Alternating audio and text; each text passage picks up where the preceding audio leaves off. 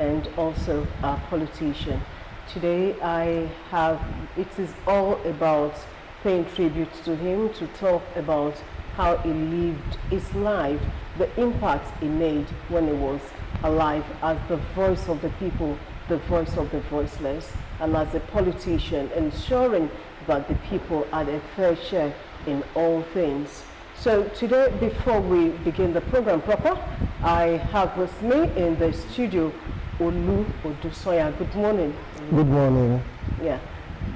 So Olu Odusoya, together we'll talk about the life and times of Jesse Jackson, but for now we'll take a short video so you know how it started.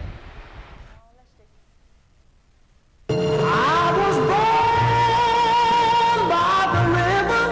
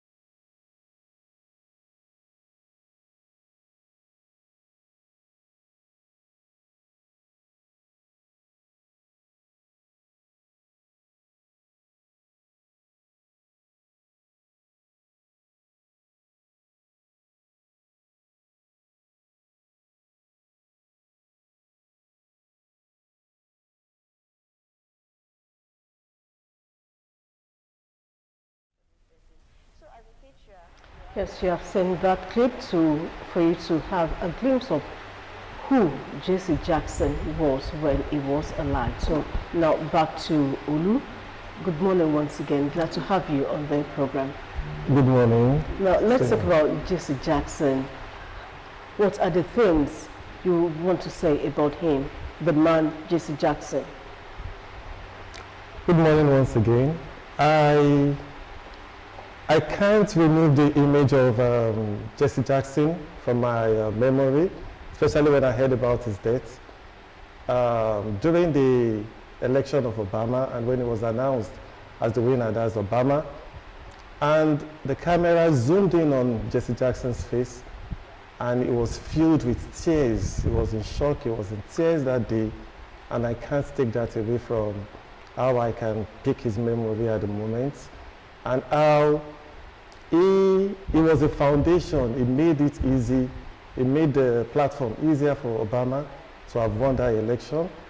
And I think in a brief way, I would say that it was a bridge between Martin Luther King and Obama, because he worked hand in hand with Martin Luther King.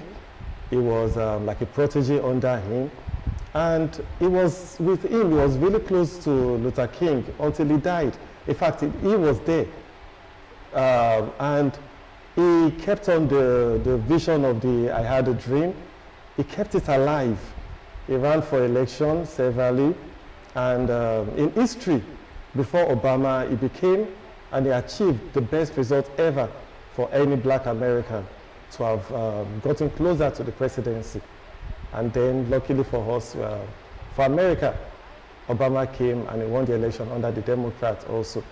So I think although he wasn't able to be the president, which he said that he was going to win, he was going to be a leader, but he created a platform, he changed the political landscape of the Democrats, and he made it easy for Obama to have won, and he stood there in support. And although Obama did not give him the full credit Obama did not fully associate with him during the immediate part of his presidency, but personally, he still stood by the Obama family. So I appreciate that. Well, probably because that was done behind the cameras, you know, seeking for advice and all that. Maybe, you never can tell. Yes, I will want to align a little bit with what you have mentioned now, especially for the fact that after everything, the Obama's wedding also was, I think, Jesse Jackson's daughter happened to be the maid of honor at the Obama's wedding. So I think it showed a little bit of what was going on behind the scene, truly. So I think, and as a reverend also, which a lot of people do not really identify him as, but because we know him more as an activist. As a reverend, he played a lot of part also, a wonderful part. He initiated the Operation Breadbasket, which kicked off in America then, and the motive was which made him totally distinct. The motive was to make sure that companies in America employ and engage the blacks, the black American, equally with the white also, so that they can have a say and they can have a ground. And that moved on until it metamorphosed into the Operation Push, which kept on until, I think that is still going on right now. So that is it for him. Okay, let's talk about the fact that, yes, you have already mentioned the fact that it created a platform for a black American president in the United States, and he was an activist. So I want us to take a look at his activism, you know, when he was alive. Okay, I want to get the question very well. Yes, the roles he played as human rights activist, as the voice of the voiceless, the voice of the people. Okay, I will want to take a word or two from even how the family announced his death. They called him a servant leader. He is a general that follows the army to the battle.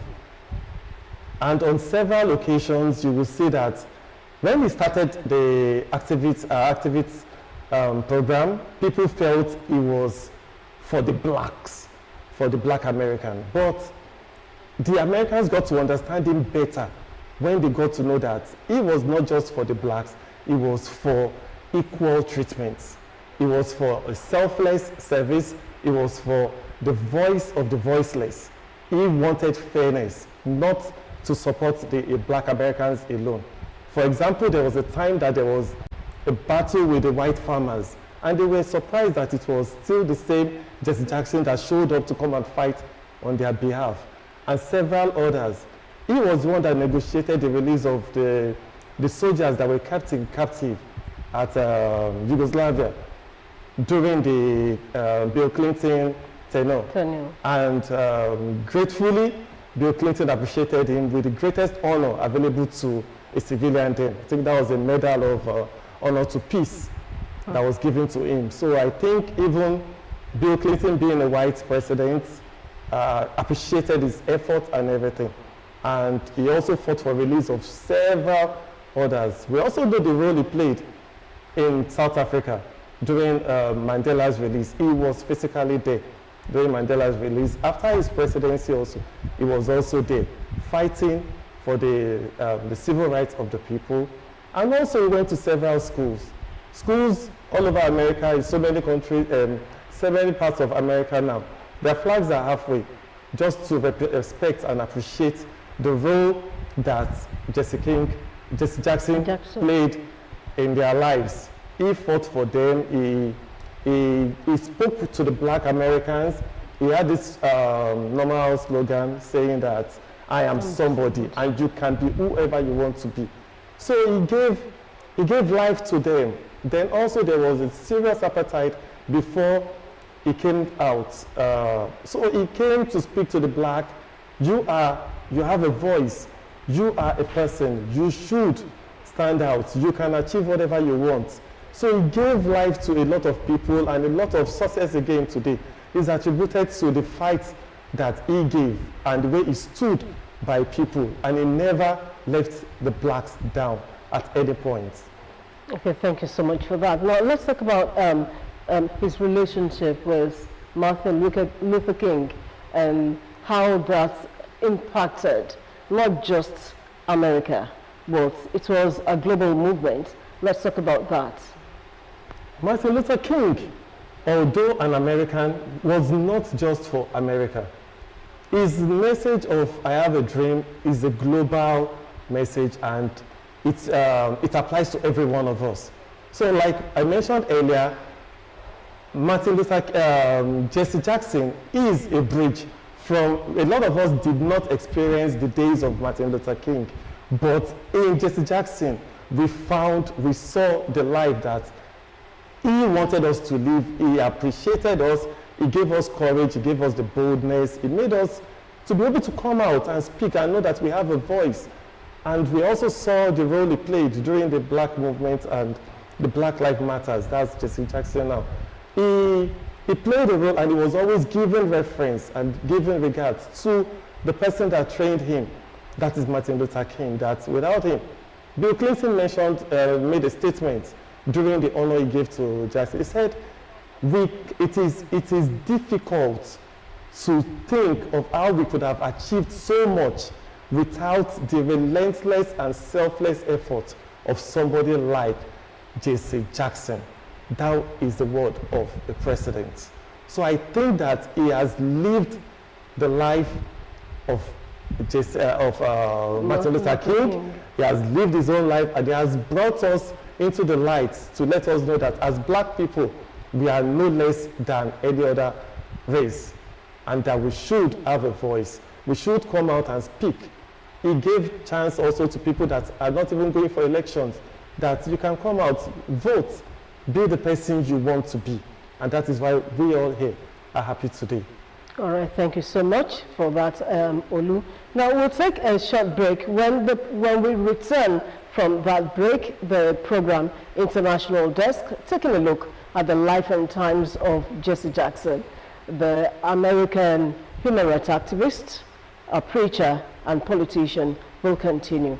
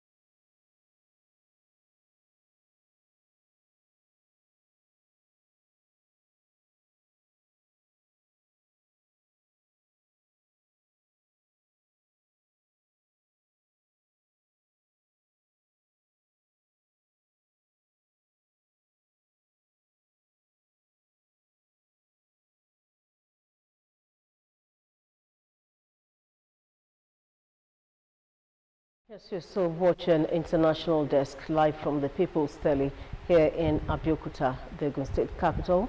On International Desk today, we are taking a look at the life and times of Jesse Jackson, and I still have with me in the studio Olu Odusoya. He has said a lot about how Jesse Jackson, being a protege of late Martin Luther King, helped shaped a lot of things in the political area. When you talk about politics, it was there. When you talk about being a voice for the voiceless, assisting people, it talked about equality too. It was all about equality. Yes, it was all about equality. So I want to ask now, well, you talked briefly about his role in American politics, and he has another child, Jesse Jackson Jr.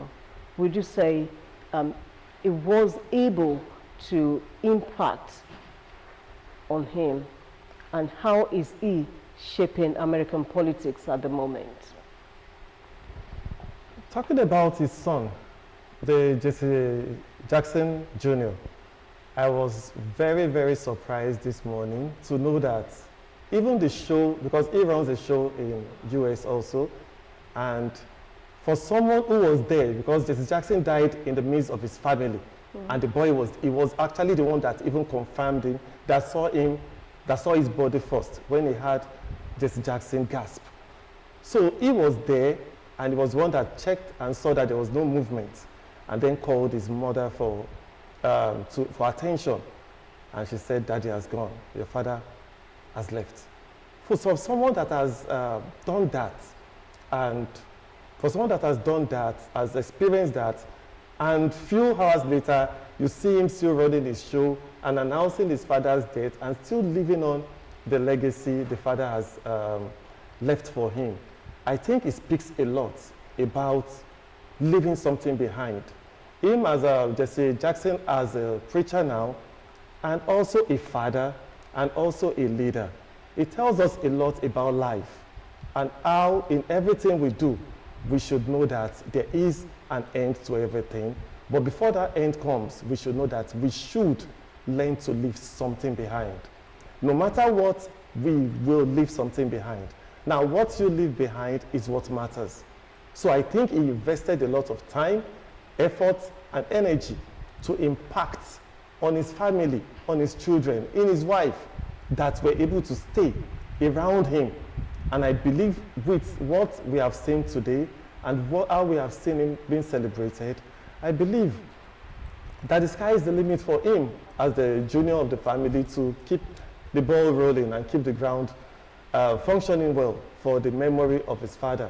And I think it is actually even beyond him as a family, because Jesse Jackson is now a global figure, and he has communicated to every one of us with his life. He gave his life because he spent his time and life serving humanity and serving people. And it tells us one thing: the purpose which he has identified for himself. He was able to identify his purpose, and he was able to live it to the last moment. Few months ago, he was diagnosed when he fell sick of Parkinson. And he made a statement. He said, even if my hand is weak, my grasp is not lost. And he kept on showing up. And that is one of the values you also find in Jesse Jackson. He showed up. So that alone tells us a lot. As a family, as a leader, in any category we find each other, we should be able to show up, find our purpose, and deliver it. And when we are doing this, we should know that we are leaving something behind for those that are watching and for those that we do not even know that are observing us. So I think he has left a lot of legacy for the son, for the family, and for every one of us. In life, there is no way how one will live without having challenges. And definitely, he faced some challenges. You want to talk about his challenges and how he was able to overcome those challenges? I would say, if I will mention, at least obvious to the political, to the view, is the one he faced with, politically with the Obama when he entered, because he was actually very hopeful. He was the one that gave the Black American a voice before the election. He stood till the election took place. He has a program that he runs every Saturday that people come, he pulls the Black American together.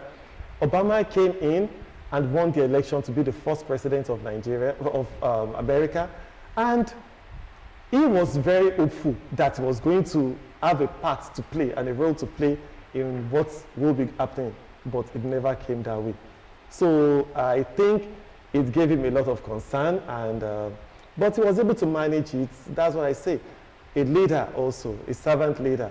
So he was able to manage it, and also the health issue that he had. But he told us something with his time, that even with the health issues, even with the sickness, even with the Parkinson that he was diagnosed of, and several other sicknesses started coming in also, till his last moment when he could not move again, Jesse Jackson showed up. He showed up. So he battled, he fought, and he won every battle he fought. No, thank you so much. No, I want you to personally now talk about how would you describe him, Olu, as a person? How would you describe late Jesse Jackson Sr.? I wouldn't use any better, I've not found any better way to describe him than the way the family described him, calling him the servant leader. Because I believe and I think it should be the model of every one of us.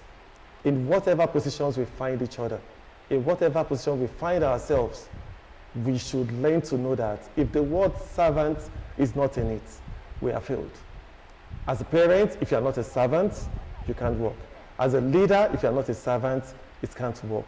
So I think I will pick and I will adopt what the family has used to identify him, calling him the servant leader and the voice of the voiceless.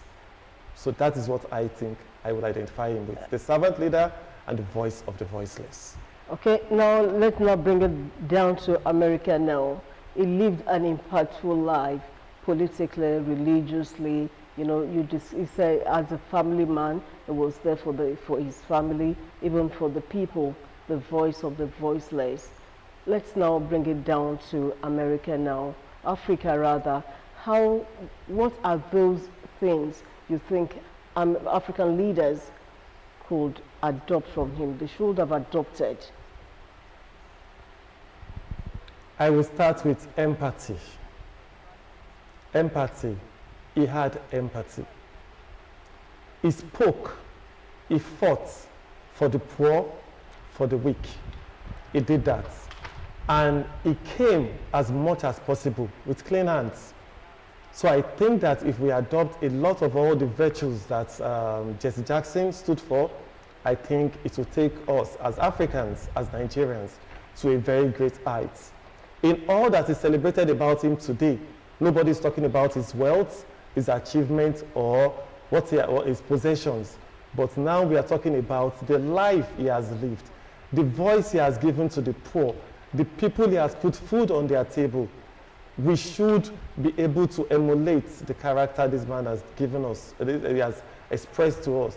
Especially, I will make reference again to the bread baskets, where he made it known that to companies, and bread basket was actually very wide, because the first stage of it was that he made sure that companies engage the black Americans also equally. After that, he made sure he himself engaged the black Americans that they should be economic, they should be resourceful also. So he did that also. Then thirdly also, there's what they call the boycott aspect of the bread basket. He made sure he made it known to people. If you find any company that is selling something and you know that they are not engaging the blacks as equal as the whites, please do not patronize them. So he gave them, saying this to them, he also let them know that they have a voice. So to our leaders also now, we ask that you should find equality amongst every of your followers. Give your followers a voice. Treat your followers like the people that put you in power. Have empathy on the people that will be there for you most of the time. The people that you will have to run to back for election when you need them. We are not just there for your campaigns. We are not just there for your tools. You are there as our leader, as the people we have appointed to make things better for us. So I hope that one day we will get there.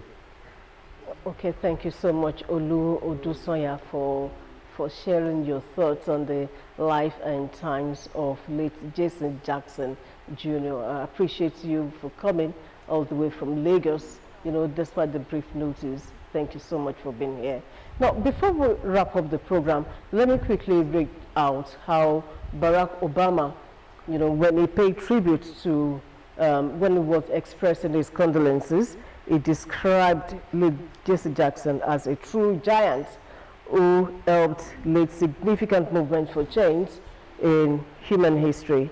And he recalled Jackson's relentless advocacy for freedom, democracy, dignity, and credited him with laying the foundation for his own presidential campaign.